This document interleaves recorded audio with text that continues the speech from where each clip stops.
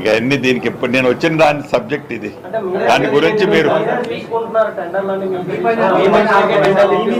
శ్రీనివాసరెడ్డి అంటే ఏంటో, శ్రీనివాసరెడ్డి టెండర్లకు ఎట్లా తాపత్రయపడతాడో, 60 కోట్లు 70 కోట్ల టెండర్ల కోసం శ్రీనివాసరెడ్డి కంపెనీ తాపత్రయపడుద్దా లేదా వాళ్ళకంటే కూడా ఇక్కడ కూర్చున్న మీ అందరికీ తెలుసు.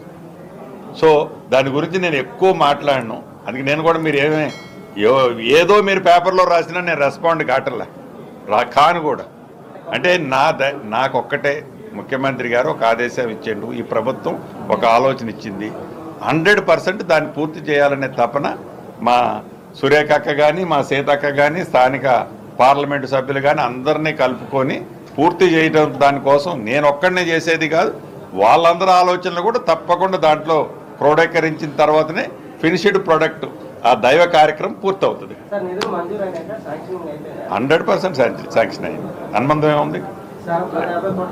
211 కోట్లు. 2004 జాతర నుండి ఇప్పటి వరకు 10 జాతరలు అయింది. ప్రతి తర్వాత పంచాయతీ రాజ్ వల్ల రోడ్స్ శాంక్షన్ చేస్తున్నారు. 5 నుంచి 10 కోట్లు ఫండ్స్ కూడా ఇస్తున్నారు.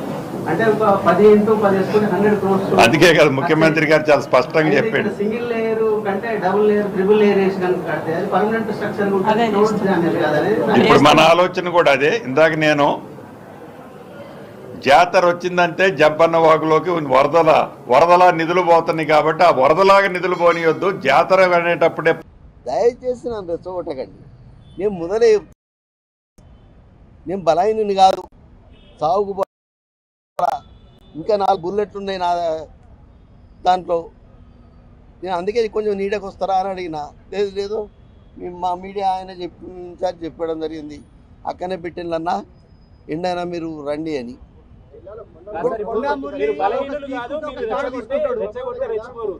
పొంగులేటి శ్రీనివాసరెడ్డిని ఎమ్మెల్యేలందరూ ప్రస్తావిస్తూ వీళ్ళంతా ఇవన్నీ విషయాలు చేశారని చెప్పారు కదా.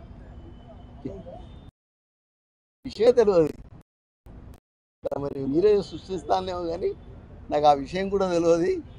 ఒకటే మాట చెప్తున్నా మీకు, కాంగ్రెస్ పార్టీని గౌరవిస్తా అని చెప్తున్నా. రేపు పొద్దుటి రేవంత్ అన్న మరి కాలకాలం సీఎం ఉండాలని కోరుకుంటున్నా. ఈడ బీసీ నాయకుడు మరి మహేష్ అన్న రేపు ఇంకా పదవులు రావాలని కోరుకుని గాంధీ భవన్కి రావడం జరిగింది.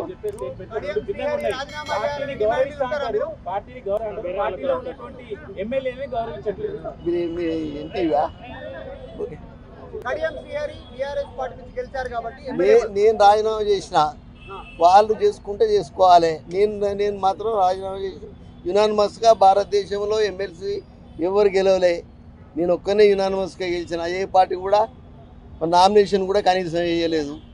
ఆయన బయటకు వచ్చినప్పుడు నేను రాజీనామా చేసినప్పుడు ఆ రోజు మరి ఎవరైతే గౌడు మన టీఆర్ఎస్లో ఉండే ఆయన చెప్పిండు మా చైర్మన్ గారు, బీసీలల్లా నువ్వు ఒక మొగోనివన్నా అని. అర్థమైంది కదా. ఈ బీసీలను ఊరకపోతే ఎట్లా?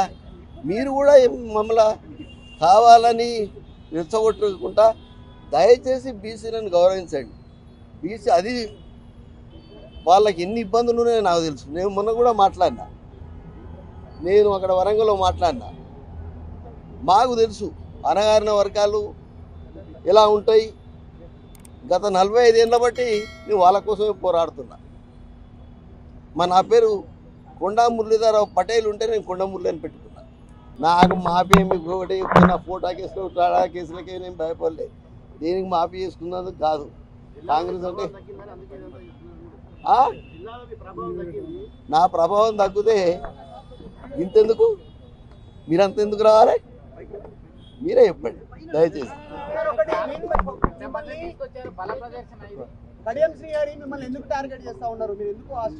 దయచేసి ఒకటే మాట చెప్తున్నా, నేను అంతర్గతంగా లోపల చెప్పిన, మళ్ళీ ఎప్పుడన్నా అక్కడ వరంగల్ మీటింగ్ పెట్టినాక, లేదు అంటే మీడియా సెంటర్ ఎప్పుడన్నా పెట్టినప్పుడు కంపల్సరీ వచ్చి చెప్తా.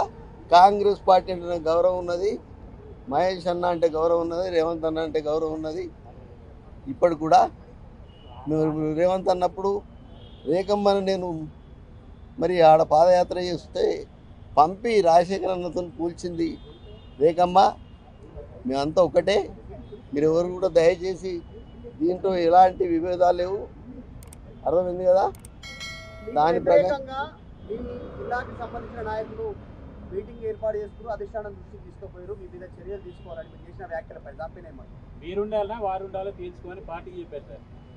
పార్టీ ఏది నిర్ణయం చేస్తుందో నాకు అవన్నీ తెలియదు. ఓకే.